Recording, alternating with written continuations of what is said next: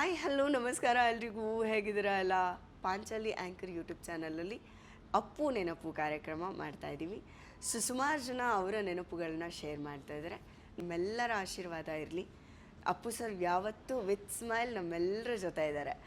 ನಾನು ತುಂಬ ದೊಡ್ಡ ಅಭಿಮಾನಿಯಾಗಿ ನಾನು ಈ ಕೆಲಸನ ಶುರು ಮಾಡ್ತಾಯಿದ್ದೀನಿ. ಇದರಲ್ಲಿ ಸರ್ ಯಾವಾಗಲೂ ಜೀವಂತವಾಗಿ ನಮ್ಮ ಜೊತೆ ಇದ್ದಾರೆ ಅನ್ನೋ ಫೀಲ್ ಬಿಟ್ಟರೆ ಬೇರೆ ಯಾವ ಉದ್ದೇಶನೂ ಇಲ್ಲ. ಸೊ ಇವತ್ತು ಅಪ್ಪು ನೆನಪು ಕಾರ್ಯಕ್ರಮದಲ್ಲಿ ಅವರ ಬಗ್ಗೆ ಒಡನಾಟ ಇರೋವಂಥವ್ರು ಅಥವಾ ಅವರ ನೆನಪುಗಳನ್ನ ತುಂಬ ಇಟ್ಕೊಂಡಿರೋವಂಥವ್ರು ನಮ್ಮ ಜೊತೆ ಅದನ್ನು ಶೇರ್ ಮಾಡ್ಕೊಳಕ್ಕೆ ಬಂದಿರೋದು ನನ್ನ ಪ್ರೀತಿಯ ಕಾವ್ಯ ಅವರು. ಸೊ ಕಾವ್ಯ ಅವ್ರನ್ನ ಈ ಕಾರ್ಯಕ್ರಮಕ್ಕೆ ಸ್ವಾಗತಿಸ್ತೀನಿ.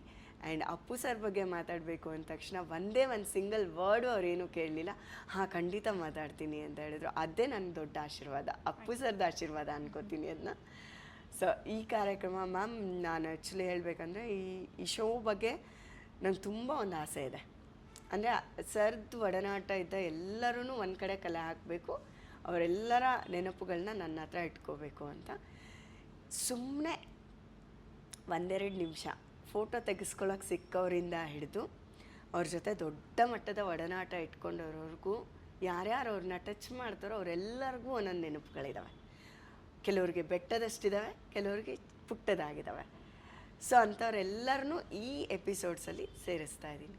ಇದರಲ್ಲಿ ಇವತ್ತು ನಿಮ್ಮ ಸರದಿ. ಸೊ ನೀವು ಅಪ್ಪು ಸರ್ನ ಫಸ್ಟ್ ಟೈಮ್ ನೋಡಿದ್ದ ಟೈಮಿಂದ ಕೊನೆಯವರೆಗೂ ಒಂದಷ್ಟು ವಿಷಯಗಳನ್ನ ನಮ್ಮ ಜೊತೆ ಶೇರ್ ಮಾಡಿ. ಫಸ್ಟಿಗೆ ನಿಮಗೆ ನಾನು ಹೆಂಗೆ ಥ್ಯಾಂಕ್ಸ್ ಹೇಳಬೇಕೋ ಗೊತ್ತಿಲ್ಲ. ಅಪ್ಪು ಸರ್ ಬಗ್ಗೆ ಒಂದು ಶೋ ಮಾಡಬೇಕು ಅಂದ ತಕ್ಷಣ ನೀವು ಹ್ಞೂ ಅಂದರೆ ಅಲ್ಲ, ಅದೇ ನಂಗೆ ದೊಡ್ಡ ಬ್ಲೆಸ್ಸಿಂಗು. ಫಸ್ಟ್ ಟೈಮ್ ನೋಡಿದ್ದೆ ಅಪ್ಪು ಸರ್ನ? So first time I think so Udaya T V film awards ನಡೀತಾ ಇತ್ತು. ನಾನು ಬ್ಯಾಕ್ಗ್ರೌಂಡ್ ಡಾನ್ಸರ್ ಆಗಿದ್ದೆ. ಸೊ ನಿನ್ನಿಂದಲೇ ಸಾಂಗ್ಗೆ ಆವಾಗಷ್ಟೇ ಸಿನಿಮಾ ರಿಲೀಸ್ ಆಗಿತ್ತು and that song was very famous. ಅದರಲ್ಲಿ ನಾನು ಬ್ಯಾಕ್ಗ್ರೌಂಡ್ ಡಾನ್ಸರ್. ಒಂಬಾಳೆ ಫಸ್ಟ್ ಫಿಲ್ಮ್ ಅದು? ಇಲ್ಲ, ಫಿಲಮ್ದಲ್ಲ, ಇದು Ninnindale Milana film song. Okay, Milana film song. So ಅದರಲ್ಲಿ ನಾನು ಆ ಫಂಕ್ಷನಲ್ಲಿ ಅವ್ರನ್ನ ನೋಡಿದ್ದು. ಸೊ ಅದು ನಂದೂ as a background dancer Harsha master ಜೊತೆ ಫಸ್ಟ್ ಶೋ. ಸೊ ಅಲ್ಲಿ ನಾನು ಅವ್ರನ್ನ ನೋಡಿದ್ದು. ಅದಾದಮೇಲೆ ಲೈಕ್ ಇದು ಸುವರ್ಣ ಟಿ ವಿದು ಅಗೇನ್ ಫಿಲಮ್ ಅವಾರ್ಡ್ಸ್ ಇತ್ತು. ಸೊ ಅದರಲ್ಲಿ ನನ್ನ ಬಾಯ್ ಫ್ರೆಂಡ್, ಇವಾಗ ಗಂಡ ವರುಣ್, ಹಿ ವಾಸ್ ವರ್ಕಿಂಗ್. ಅವ್ರು ಹೋಗಿ ಇಂಟ್ರೊಡ್ಯೂಸ್ ಮಾಡಿಸಿದ್ರು, ಈ ಥರ ನಾನು ಲವ್ ಮಾಡ್ತಾ ಇರೋ ಹುಡುಗಿ ಅಂತ. ಅವರಿಗೆ ಫಸ್ಟ್ ಇಂಟ್ರೊಡ್ಯೂಸ್ ಮಾಡಿದ್ದು. ಅಲ್ಲಿವರೆಗೂ ನಾವಂತ ಪಬ್ಲಿಕ್ ಜಾಸ್ತಿ ಏನೂ ಓಡಾಡೋದು ಮಾಡೋದು ಆ ಥರದ್ದೆಲ್ಲ ಇರಲಿಲ್ಲ. But he wanted to share with him ಅಂತ ಹೇಳಿ ಅವ್ರು ಮಾಡಿದ್ರು. ಸೊ ಆವಾಗ ನನ್ನ ಕೇಳಿದರು, ಏನಮ್ಮ ಮದುವೆ ಆಗ್ತೀಯಾ ಅಂತ ಕೇಳಿದರು.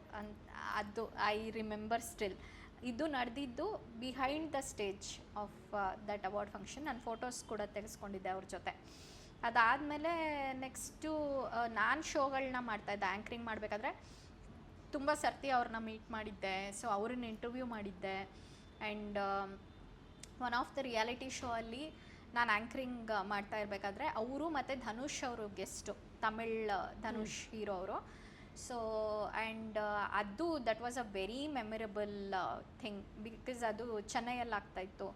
ಸೊ ಆವಾಗ we had spoken a lot of things, dance ಬಗ್ಗೆ ಎಲ್ಲ.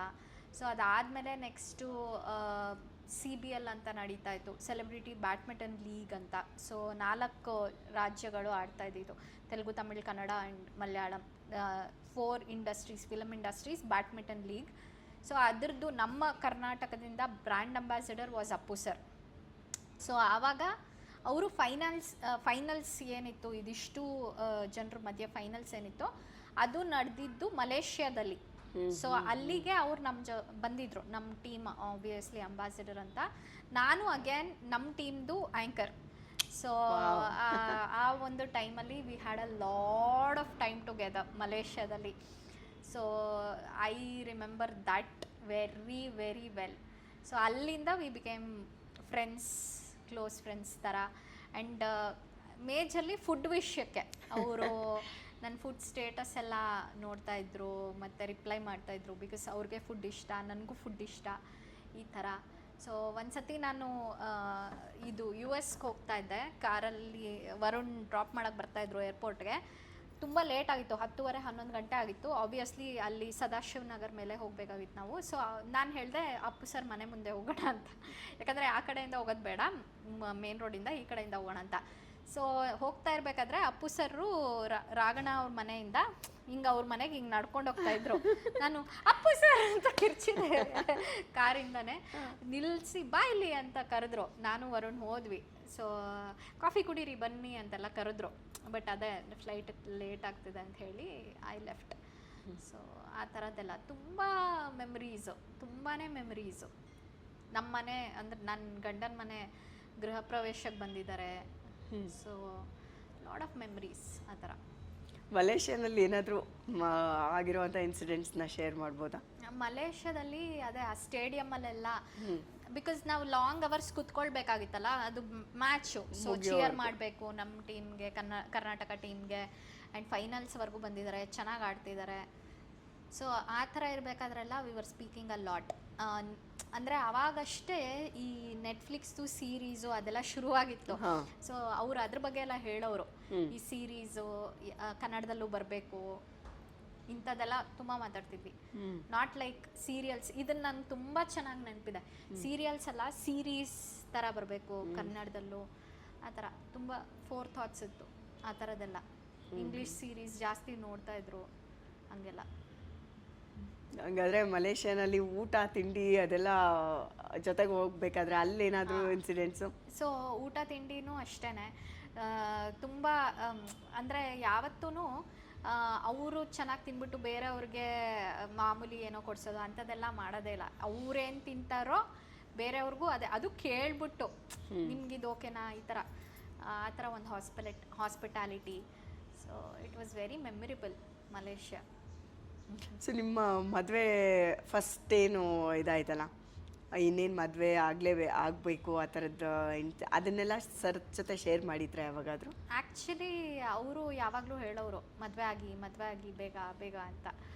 ನಾವೇ ಡಿಲೇ ಮಾಡ್ತಾ ಇದ್ವಿ. ಆ್ಯಂಡ್ ಇನ್ನೊಂದು ವಿಷಯ ಏನಂದರೆ, ನಂದು ಮದುವೆ ಫಸ್ಟ್ ಟೈಮ್ ನಮ್ದೇನು ಮದುವೆ ಆಗಿತ್ತು, ಸೆಟ್ ಆಗಿತ್ತು, ಅಲ್ಲಿ ಇದು ಏನು ಮಂಟಪ ಇದೆ, ಆ ಮಂಟಪದಲ್ಲಿ ಬ್ಯಾಕ್ಗ್ರೌಂಡಲ್ಲಿ ಕೂಡ ಅಪ್ಪು ಸರ್ದು ಫೋಟೋ ಇಟ್ಟಿದ್ವಿ ನಾವು. ಹಾಗೆ ಕ್ರಿಯೇಟ್ ಮಾಡಿದ್ದು ವರುಣ್ ಆ ಥರ.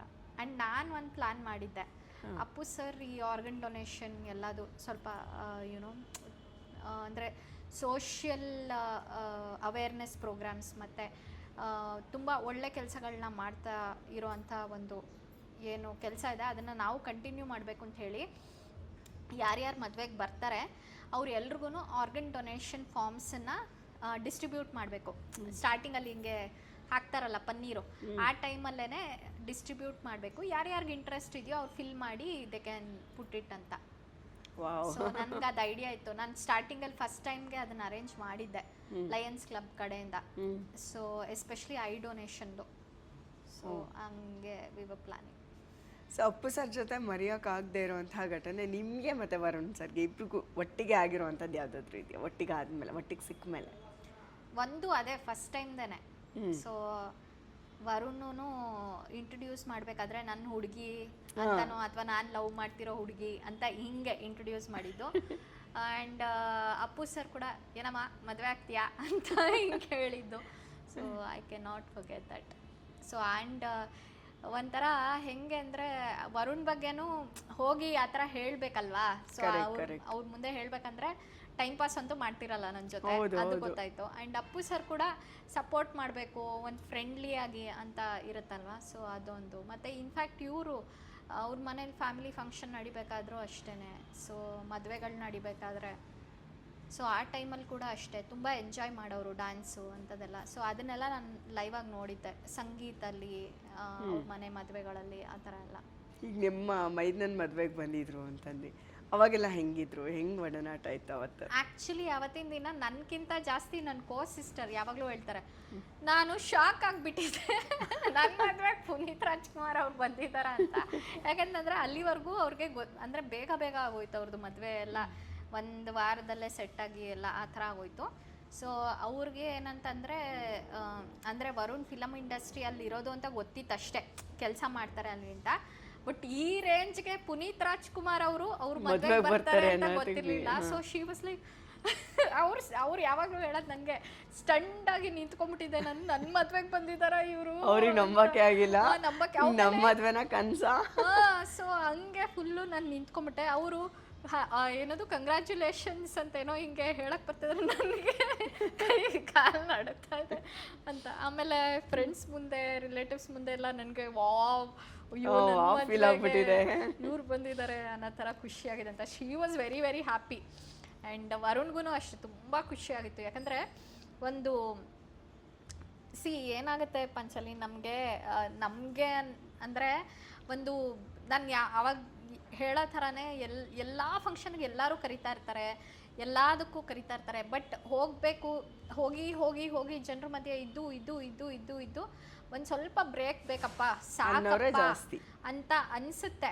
ಎಷ್ಟೊಂದು ಸರ್ತಿ ಅನಿಸುತ್ತೆ. ಎಸ್ಪೆಷಲಿ ಏನಾಗುತ್ತೆ, ಸೆಲ್ಫಿಗಳು ಕೊಡ್ತಾನೇ ಇರಬೇಕು. ಆಮೇಲೆ ಎಷ್ಟೊಂದು ಸರ್ತಿ ಏನಾಗೋಗ್ಬಿಡುತ್ತೆ ಗೊತ್ತಾ, ಅರ್ಜೆಂಟಾಗಿ ಎಲ್ಲೋ ಹೋಗಬೇಕಾಗಿರುತ್ತೆ. ಅಲ್ಲಿ ಒಂದು 4-5 ಜನ ಬಂದ್ಬಿಡ್ತಾರೆ ಸೆಲ್ಫಿ ತೆಕ್ಕೊಳಕ್ಕೆ. ಹೌದು. ಸೊ ಅಲ್ಲಿ ಲೇಟ್ ಆಗುತ್ತೆ ಇನ್ನೆಲ್ಲೋ ಹೋಗೋಕ್ಕೆ. ಸೊ ಅಂಥದ್ದೆಲ್ಲ ತುಂಬ ನಾನು ನೋಡಿದ್ದೀನಿ. ಬಟ್ ಅವ್ರ ವಿಷಯದಲ್ಲಿ ಅವ್ರು ಒಬ್ರಿಗೂ ಬೇಜಾರು ಮಾಡ್ಕೊಳ್ದೆ ಸೆಲ್ಫಿ ಕೊಡೋ ಅಂಥದ್ದು ಆ್ಯಂಡ್ ಪ್ರೀತಿಯಿಂದ ಮಾತಾಡ್ಸೋಂಥದ್ದು, ಅದಕ್ಕೆ ಪೇಷನ್ಸ್ ಬೇಕು, ನೆಕ್ಸ್ಟ್ ಲೆವೆಲ್ ಪೇಷನ್ಸ್ ಬೇಕು. ಅದಕ್ಕೆ ಕರೆಕ್ಟ್ ನೆಕ್ಸ್ಟ್ ಲೆವೆಲ್ ಪೇಷನ್ಸೇ ಬೇಕು. ಯಾಕಂದರೆ 4 ಜನಕ್ಕೆ ಕೊಡೋಷ್ಟೊತ್ತಿಗೆ ಸುಸ್ತಾಗಿರುತ್ತೆ. ಹೌದು. ಎಂಥ ಚಿಕ್ಕ ಆರ್ಟಿಸ್ಟ್ ಕೂಡ ಅಯ್ಯಪ್ಪ ಕೊಟ್ಟು ಸಾಕಾಯ್ತು ಅನ್ನೋ ಆ ರೇಂಜಿಗೆ ಇರ್ತಾರೆ. ಬಟ್ ಇವರು ಈಗ ಅವ್ರ ಮನೆ ಒಡನಾಟ ನಿಮಗೆ ಈಗ ಮನೆಗೆ ಹೋದಾಗ ಟ್ರೀಟ್ ಮಾಡೋದು ರೀತಿ ಇರುತ್ತಲ್ಲ, ಸೊ ಅದನ್ನ ಯಾವಾಗಾದರೂ ಫೀಲ್ ಮಾಡಿದ್ದೀರಾ? ಅವ್ರ ಮನೇಲಿ ಹೋದಾಗ ಊಟ ತಿಂಡಿ, ಅವ್ರ ಉಪಚಾರ ಆ ಥರ?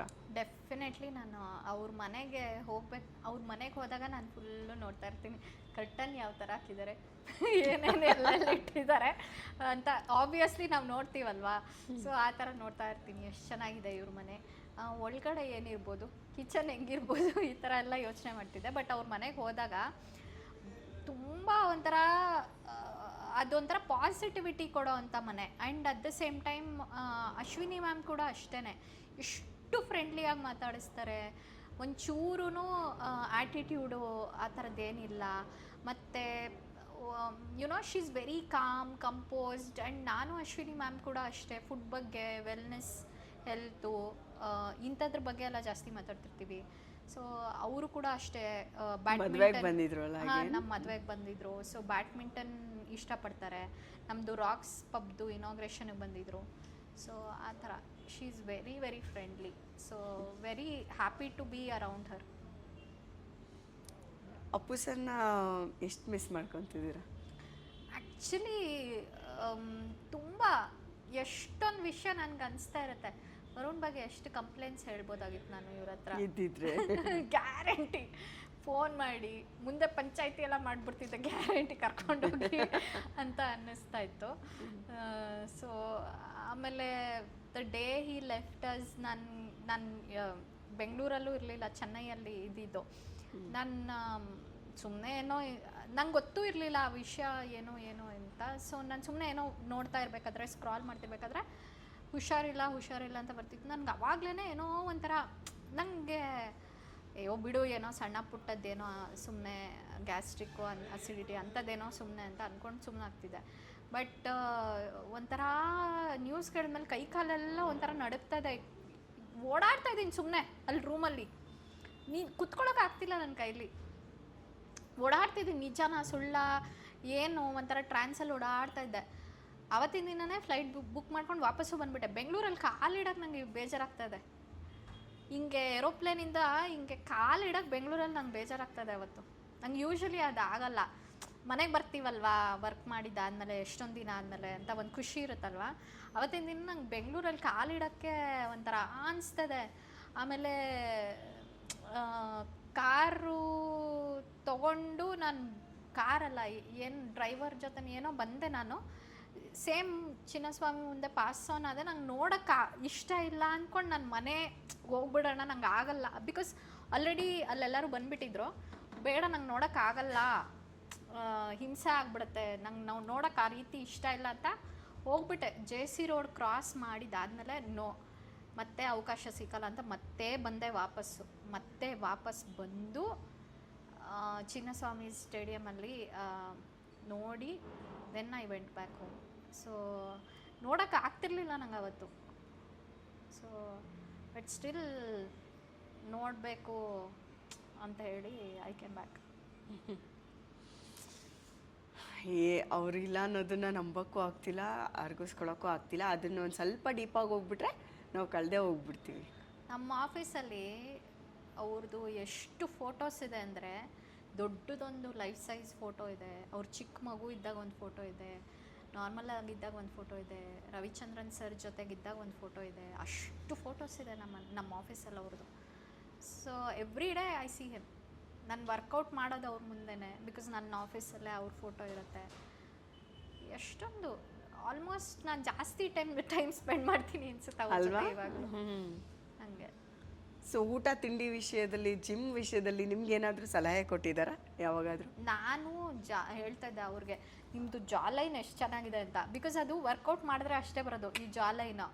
ಸೊ ಮತ್ತು ಫುಡ್ ವಿಷಯದಲ್ಲೂ ಅಷ್ಟೇ ಸಖತ್ ಒಂಥರ ಎಲ್ಲದೂ ತಿನ್ನೋರು.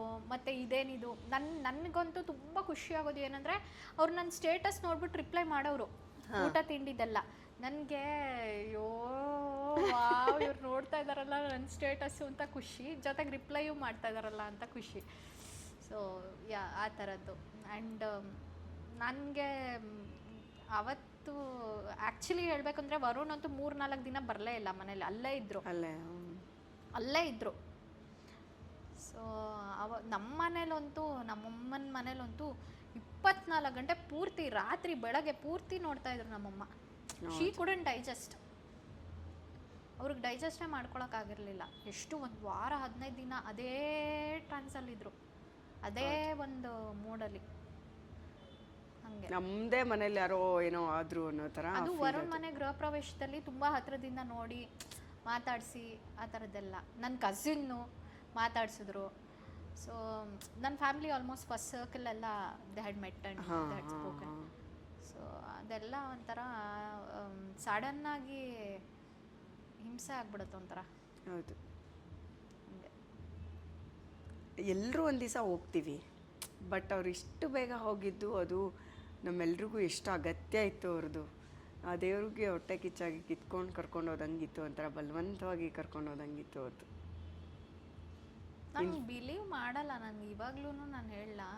ನಾನು ಮೊನ್ನೆ ಕೂಡ ಅಷ್ಟೇ, ಅವ್ರ ಬರ್ಡೇ ದಿನಾನೇ ಅಟ್ 12 o'clock, ನಂಗೆ ಗೊತ್ತಿಲ್ಲ ಅದು ಬೈ ಕೋಇನ್ಸಿಡೆನ್ಸ್ ಎಲ್ಲೋ ನಾನು ಶೂಟಿಂಗ್ ಹೋಗಿದ್ದೆ ಅವತ್ತಿನ ದಿನ. ಕರೆಕ್ಟು ಎಲ್ಲೋ ತುಮಕೂರಿಗೆಲ್ಲೋ ಶೂಟಿಂಗ್ ಹೋಗಿದ್ದೆ. ಬರ್ತಾ ಆನ್ ದ ವೇ ಅವತ್ತಿನ ದಿನ ಅವ್ರ ಬರ್ಡೇ, 50th year ಬರ್ಡೇ. 12 ಗಂಟೆ ಎಕ್ಸಾಕ್ಟ್ಲಿ ನಾನು ಅವ್ರದ್ದು ಸ್ಮಾರಕದ ಮುಂದೆ ಕ್ರಾಸ್ ಆಗ್ತಾಯಿದ್ದೆ.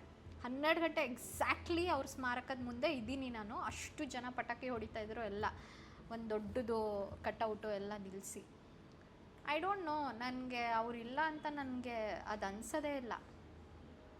ಅದು ಎಷ್ಟು ಕೋಇನ್ಸಿಡೆನ್ಸ್ ಅಂದರೆ ಅವತ್ತಿನ ದಿನ ಅಂತೂ ಐ ಡೋಂಟ್ ನೋ, ಒಂಥರ ಇನ್ನು ನನಗೆ ಅದು ಅನಿಸಲ್ಲ ಅವರಿಲ್ಲ. ಆ್ಯಂಡ್ ಮೊನ್ನೆನೂ ಅಷ್ಟೇ, ಯಾವುದದು ವೀರಚಂದ್ರಹಾಸ ಒಂದು ಸಿನಿಮಾ ನೋಡ್ತಾ ಇದ್ದೆ, ಇವರು ರವಿ ಬಸ್ರು ಸರ್. ಅದ್ರಲ್ಲ ಹೀರೋ ನಂಗೆ ಅವ್ರ ಥರ ಕಾಣಿಸ್ತಾ ಇದ್ರು. ನಂಗೆ ಗೊತ್ತಿಲ್ಲ ಬೇರೆಯವ್ರಿಗೆ ಹಂಗೆ ಅನ್ಸುತ್ತೋ ಇಲ್ವೋ, ನನಗೆ ಹಂಗೆ ಅನಿಸ್ತಾ ಇತ್ತು. ಆ ಸಿನಿಮಾದ ಹೀರೋ ಅಪ್ಪು ಸರ್ ಥರ ಕಾಣಿಸ್ತಾರೆ. ಇವ್ರು ಬೇಕು ಅಂತ ಹಾಕಿದಾರ ಇವ್ರನ್ನ ಅನ್ಕೊತಾ ಇದ್ದಾರೆ. ಹಂಗೆ ಈ ಕಾಂತಾರ ಸಿನಿಮಾ ಬಂದ ಟೈಮಲ್ಲೂ ಅಷ್ಟೇ, ರಿಷಬ್ ಅವ್ರದ್ದು ಗೆಟಪ್ಪಲ್ಲಿ, ಅಂದರೆ ದೈವದ ಗೆಟಪ್ಪಲ್ಲಿ ಅಪ್ಪು ಸರ್ದು ಯಾರೋ ತುಂಬ ಚೆನ್ನಾಗಿ ಎಡಿಟ್ ಮಾಡಿ ಹಾಕಿದರು. ಆಗ ರಿಷಬ್ ಸರ್ ಹೇಳಿದ್ದು, ಇಲ್ಲ ಅದನ್ನು ಆ್ಯಕ್ಚುಲಿ ನನಗೆ ಅಪ್ಪು ಸರ್ ಹತ್ರ ಮಾಡ್ಸೋಕ್ಕೆ ಆಸೆ ಇತ್ತು ಆ ಪಾತ್ರನ.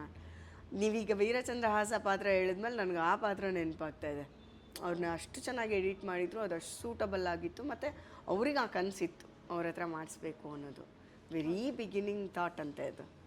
ಅಯ್ಯಪ್ಪ, ಹೆಂಗೆ ಕೋಇನ್ಸಿಡೆನ್ಸ್ ಒಂದೊಂದು. ಆಮೇಲೆ ತುಂಬ ನನಗೆ ಅನ್ಸೋದು ಅವರಿಂದ ಕಲಿಯೋದು ತುಂಬ ವಿಷಯಗಳಿದೆ. ಯಾಕೆಂತಂದರೆ ಇವಾಗ ಒಬ್ಬ ಆರ್ಟಿಸ್ಟ್ ಅಥವಾ ಒಂದು ಸಿನಿಮಾ ಅಂತ ನೋಡೋಕ್ಕೆ ಬಂದಾಗ ಜನ ದುಡ್ಡು ಕೊಟ್ಟು ಬರ್ತಾರೆ, ಟೈಮ್ ಸ್ಪೆಂಡ್ ಮಾಡ್ತಾರೆ, ಅಲ್ಲಿ ಒಂದು 3 ಅವರೋ 2 ಅವರೋ ಕೂತಿರ್ತಾರೆ. ಸೊ ಆ ಥರ ಇರಬೇಕಾದ್ರೆ ಒಬ್ಬ ವ್ಯಕ್ತಿನ ಎಂಟರ್ಟೈನ್ ಮಾಡೋದು ಕಂಪ್ಲೀಟಾಗಿ ನಮ್ಮ ಮೇಲೆ ಇರುತ್ತೆ ಅನ್ನೋ ಜವಾಬ್ದಾರಿ ಇರುತ್ತೆ. ಬಟ್ ಎಕ್ಸ್ಪೆಕ್ಟೇಷನ್ ಎಲ್ರದ್ದು ಮೀಟ್ ಮಾಡೋದು ಕಷ್ಟ. ಹೌದು. ಒಬ್ರಿಗೆ ಡ್ಯಾನ್ಸ್ ಇಷ್ಟ ಆಗ್ಬೋದು, ಇನ್ನೊಬ್ರಿಗೆ ಆ್ಯಕ್ಟಿಂಗ್ ಇಷ್ಟ ಆಗ್ಬೋದು, ಇನ್ನೊಬ್ರಿಗೆ ಹಾಡು ಇಷ್ಟ ಆಗ್ಬೋದು, ಎಲ್ಲದನ್ನು ಮಾಡ್ತಿದ್ರು ಇವರು. ಹೌದು ಹೌದು. ಸೊ ಡ್ಯಾನ್ಸು ಯಪ್ಪ ನಿಜ ಎಷ್ಟು ಸರ್ತಿ ನನ್ಗೆ ಅನ್ಸುತ್ತೆ 30 ಆದ್ಮೇಲೆ ಮೆಟ್ಲು ಹತ್ತಕ್ಕೆ ಕಷ್ಟ, ನಿಜವಾಗ್ಲೂ ಮೆಟ್ಲು ಹತ್ತಕ್ಕೆ ಕಷ್ಟ. ಒಂದು ಲ್ಯಾಪ್ಟಾಪ್ ಬ್ಯಾಗ್ ಇಟ್ಕೊಂಡು ಈಗಿನ ಕಾಲದಲ್ಲಿ ಫ್ಲೋರ್ ಹತ್ತಕ್ಕೆ ಕಷ್ಟ ಅಂತದ್ರಲ್ಲಿ ಹೆಂಗೆ ಎಲ್ಲ ಅವರು ಡ್ಯಾನ್ಸ್ ಫ್ಲೋರ್ ಮೂಮೆಂಟ್ ಎಲ್ಲ ಮಾಡಿ ಎದ್ದು ಬಿದ್ದು ಮಾಡೋದು ತುಂಬಾನೇ ಕಷ್ಟ. ಶಾಕ್ಸ್ಗಳು ಮಾಡೋದು ಯುವರತ್ನದಲ್ಲೂ ಮಾಡಿದಾರಲ್ಲ. ಸೊ ಬಟ್ ಎಷ್ಟು ಎಂತೂಸಿಯಾಸಮ್ ಇಂದ ಮಾಡೋದು. ಆಮೇಲೆ ಒಂದು ಲೆವೆಲಿಗೆ ಹೋಗಿದ್ದಾದ್ಮೇಲೆ ನಾನು ಏನು ಮಾಡಿದ್ರು ನಡೆಯುತ್ತೆ ಬಿಡು ಅನ್ನೋದು ಒಂದು ಬಂದಿಲ್ಲ. ಸೊ ಆ ಥರದ್ದೆಲ್ಲ ಸಣ್ಣ ಪುಟ್ಟ ವಿಷಯಗಳನ್ನ we really need to adapt. ಹಂಗೆ ನಿಜ, ಎಷ್ಟೊಂದು ವಿಷಯಗಳಲ್ಲಿ ನಮಗೆ ಆದರ್ಶ ಅವರು. ಸೊ ಅಪ್ಪು ಸರ್ನ ನೆನಪಿಸ್ಕೊಂಡಿದ್ದೀವಿ. ನಾವು ಯಾವಾಗಲೂ ಒಂಥರ ಅವರು ವಿಷ್ಣು ಸ್ವರೂಪ ಅಂತ ಕೆಲವರು ಹೇಳಿದರು ನಮಗೆ. ಅಂದರೆ ಅದರಲ್ಲಿ ಏನೂ ತಪ್ಪಿಲ್ಲ. ನಾನು ಹೇಳಿದ್ನಲ್ಲ ಆ ಎಪಿಸೋಡ್ಸ್ ಇಲ್ಲ ನನ್ನ ಹತ್ರ, ಬಟ್ ಮತ್ತೆ ಹೇಳಿಸ್ತೀನಿ ನಾನು ಅವ್ರ ಹತ್ರ. ಅವರು ಅದು ವಿಷ್ಣು ಸ್ವರೂಪ. ಅವರು ಬಂದಿದ್ದು ಅಷ್ಟು ಕೆಲಸನ ಮುಗಿಸಿ ಅವ್ರು ತಕ್ಷಣ ವಾಪಸ್ ಹೋಗಿದ್ದಾರೆ ಅಷ್ಟೇ. ಅದು ಸಾವಲ್ಲ ಆ ಥರ ಎಲ್ಲ. ಅದು ಸಮಾಧಾನಕ್ಕೆ ಅನ್ನಿಸ್ತಿರ್ಲಿಲ್ಲ ನಂಗೆ. ಅವ್ರು ಹೇಳ್ಬೇಕಾದ್ರೆ ಎಲ್ಲ ಅದು ನಿಜ ಅಂತ ಅನ್ನಿಸ್ತಿತ್ತು. ಸುಮ್ಮನೆ ಏನೋ ಸಮಾಧಾನಕ್ಕೆ ಅಥವಾ ಅದನ್ನ ಹಿಂಗೆ ವೈಭವೀಕರಿಸಿ ಹೇಳ್ತಿದ್ದಾರೆ ಅಂತ ಖಂಡಿತ ಅನ್ನಿಸ್ತಿರ್ಲಿಲ್ಲ ನಂಗೆ. ಅದು ಹಂಗೆ ಫೀಲ್ ಆಗ್ತಿತ್ತು ಅವ್ರು ಹೇಳ್ಬೇಕಾದ್ರೆ. ಹೌದು ಹೌದು, ವಿಷ್ಣುವಿನ ಒಂದು ಅಂಶ ಬಂದಿತ್ತು ಭೂಮಿಗೆ, ಅವತಾರ ಥರ ವಾಪಸ್ ಹೋಯಿತು. ಯಾಕೆ ಅಂದರೆ ವೆರಿ ಬಿಗಿನಿಂಗಿಂದ ಇಲ್ಲಿವರೆಗೂ ಅವರ ಲೈಫ್ ಸ್ಟೈಲ್ನ ಸ್ಟೇಜ್ನ ಗಮನಿಸಿ ಅವ್ರು ಎಲ್ಲದನ್ನು ಅಷ್ಟರೊಳಗೆ ಮಾಡಿದ್ದಾರೆ. ಹೌದು, ಪಾಸಿಟಿವು ನೆಗೆಟಿವು ಪ್ರತಿಯೊಂದೂ ಆ ಪಾತ್ರಗಳನ್ನ ಮಾಡಿನೇ ಹೋದ್ರು ಅವರು ಅವ್ರ ಲೈಫ್, ರಿಯಲ್ ಲೈಫ್ ಇದರಲ್ಲಿ. ಸೊ ನಂಗೆ ಹಂಗೆ ಫೀಲ್ ಆಗ್ತಿದೆ ಇವಾಗ ನೀವು ಮಾತಾಡ್ಬೇಕಾದ್ರೂ ನಂಗೆ ಅದೇ ಅದು ಭ್ರಮೆ ಅಂತ ಹೇಳೋಕ್ಕೂ ಇಷ್ಟ ಆಗಲ್ಲ ನನಗೆ. ಅದೇ ಫೀಲು, ಅದೊಂದು ಫೀಲ್, ಅನುಭವ ಒಂಥರ. ಹಾಗೆ ಅವ್ರದ್ದೊಂದು ಸಣ್ಣ ಸಹವಾಸ ಸಿಕ್ಕಿದ್ದು ನಾವೆಲ್ಲರೂ ಪುಣ್ಯವಂತರು ಅಲ್ವಾ. ಹೌದು. Thank you so much. ನೀವು ಅಪ್ಪು ಸರ್ ಬಗ್ಗೆ ಒಂದು ಸ್ವಲ್ಪ ವಿಷಯನಾದರೂ ನಮ್ಮ ಜೊತೆ ಶೇರ್ ಮಾಡಿದ್ದಕ್ಕೆ ನಾನು ನಿಮಗೆ ಥ್ಯಾಂಕ್ಸ್ ಹೇಳ್ತೀನಿ. Thank you. ಸೊ ನಮ್ಮ ವೀಕ್ಷಕರಿಗೆ ಏನು ಹೇಳೋಕ್ಕೆ ಇಷ್ಟಪಡ್ತೀರಾ? ಸೊ ನಾನು ಹೇಳೋದೇನೆಂದರೆ ಬಿ ಲೈಕ್ ಅಪ್ಪು. ಯಾಕೆಂತಂದರೆ ಅವರು ಸಿಂಪ್ಲಿಸಿಟಿ ತುಂಬ ಇಂಪಾರ್ಟೆಂಟ್. ನಾವೆಲ್ಲರೂ ಕಲ್ತ್ಕೊಳ್ಬೇಕಾಗಿರೋಂಥದ್ದು, ಅಳವಡಿಸ್ಕೊಳ್ಬೇಕಾಗಿರೋಂಥದ್ದು.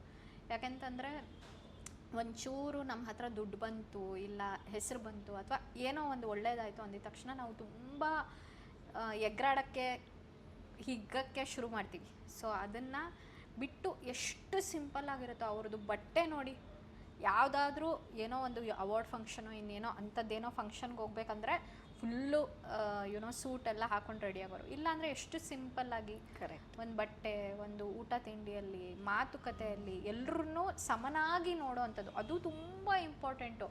ನಮಗೆ ನಾವು ದುಡ್ಡಿರೋರನ್ನ ಬೇರೆ ಥರ ನೋಡಿ ಅವರಿಗೆ ಚೆನ್ನಾಗಿ ಟ್ರೀಟ್ ಮಾಡ್ತಿರ್ತೀವಿ. ದುಡ್ಡಿಲ್ಲ ಅನ್ನೋರ ಹತ್ರ ಕೆಟ್ಟದಾಗಿ ಟ್ರೀಟ್ ಮಾಡ್ತಿರ್ತೀವಿ. ಇನ್ನು ಕೆಲಸ ಆಗುತ್ತೆ ಅನ್ನೋರನ್ನ ಚೆನ್ನಾಗಿ ನೋಡ್ತಾ ಇರ್ತೀವಿ. ಕೆಲಸ ಆಗಲ್ಲ ಇವ್ರ ಕಡೆಯಿಂದ, ಏನು ಪ್ರಯೋಜನ ಇಲ್ಲ ಇವ್ರು ನಮಗೆ ಅಂತ ಹೇಳಿದಾಗ ಅವ್ರನ್ನ ತಿರಸ್ಕರಿಸ್ತಾ ಇರ್ತೀವಿ. ಬಟ್ ಅವ್ರು ಯಾವತ್ತೂ ಆ ರೀತಿ ಮಾಡಿಲ್ಲ. ಎಲ್ಲರೂ ಸಮನಾಗಿ ನೋಡೋರು, ನೀರಿನ ಥರ. ಸೊ ನೀರು ನೀವು ಹಾಲ್ಗೆ ಹಾಕಿದ್ರು ಮಿಕ್ಸ್ ಆಗುತ್ತೆ, ಆಲ್ಕೋಹಾಲ್ಗೆ ಹಾಕಿದ್ರು ಮಿಕ್ಸ್ ಆಗುತ್ತೆ. ನೀರಿಲ್ದೆ ನಾವು ಬದುಕಕ್ಕಾಗಲ್ಲ. ವಿತೌಟ್ ಜನರೇಷನ್ ಗ್ಯಾಪ್ ಎಲ್ಲರ ಜೊತೆ ಬೆರೀತಾ ಇದ್ದಿದ್ದು. ಕರೆಕ್ಟ್. ನೀರಿಲ್ದಂಗೆ ನಾವು ಇರೋಕ್ಕೆ ಆಗಲ್ಲ. ಎಲ್ಲರೊಳಗೆ ಒಂದಾಗು ಮಂಕುತಿಮ್ಮ ಅಂತ ಹೇಳ್ತಾರಲ್ಲ ಹಂಗೆ. So we need to be like him, simple at the same time ಎಲ್ಲರ ಜೊತೆ ಚೆನ್ನಾಗಿರೋದು, ಎಲ್ಲರೂ ಈಕ್ವಲ್ ಆಗಿ ಕಾಣೋದು ತುಂಬ ಮುಖ್ಯ. ಅವಾಗಲೇ ನಾವು ಹೋದ್ಮೇಲೆ ನಮ್ಮನ್ನ ಈ ಥರ ನೆನೆಸ್ಕೊತಾರೆ. ಕರೆಕ್ಟ್. ಅಂದರೆ ತೀರ್ ಹೋದ್ಮೇಲೂ ಬದುಕೋದು ಅಂದರೆ ಇದು. ಹೌದು, correct. Thank you so much. And Appu sir ಅಂದ ತಕ್ಷಣ ಒಂದು ಸೆಕೆಂಡ್ ಯೋಚನೆ ಮಾಡಲಿ ಮಾತಾಡೋಣ ಅಂತಂದ್ರಿ. ನಿಮ್ಮ ನೆನಪನ್ನ ನನ್ನ ಜೊತೆ ಶೇರ್ ಮಾಡಿದ್ದಕ್ಕೆ thank you so much Panchali. ನೋಡಿದ್ರಿ ಅಲ್ಲ, ಇಷ್ಟೊತ್ತು ಕಾವ್ಯ ಅವರು ಅವರ ನೆನಪಿನ ಬುತ್ತಿನ ನಮ್ಮ ಜೊತೆ ಶೇರ್ ಮಾಡಿದ್ದಾರೆ. ಸೊ ಅಪ್ಪು ನೆನಪು ಹೇಗೆ ಮುಂದುವರಿಯುತ್ತೆ, ಯಾರ್ಯಾರು ಅಪ್ಪು ಸರ್ ಸಹವಾಸದಲ್ಲಿ ಅಥವಾ ಅವರ ಒಂದು ಒಡನಾಟದಲ್ಲಿದ್ದರು ಅವರೆಲ್ಲರೂ ನಿಮ್ಮ ಮುಂದೆ ತರ್ತೀನಿ. ಅದೊಂದು ಪ್ರಯತ್ನಕ್ಕೆ ನಿಮ್ಮ ಆಶೀರ್ವಾದ ಇರಲಿ ಅಂತ ಕೇಳ್ತಾ ಈ ಎಪಿಸೋಡ್ನ ಇಲ್ಲಿಗೆ ಮುಗಿಸ್ತಾ ಇದ್ದೀನಿ. ಮತ್ತೆ ಮುಂದಿನ ಸಂಚಿಕೆಯಲ್ಲಿ ಭೇಟಿ ಮಾಡ್ತೀನಿ. ಅಲ್ಲಿವರೆಗೂ ನಮಸ್ಕಾರ.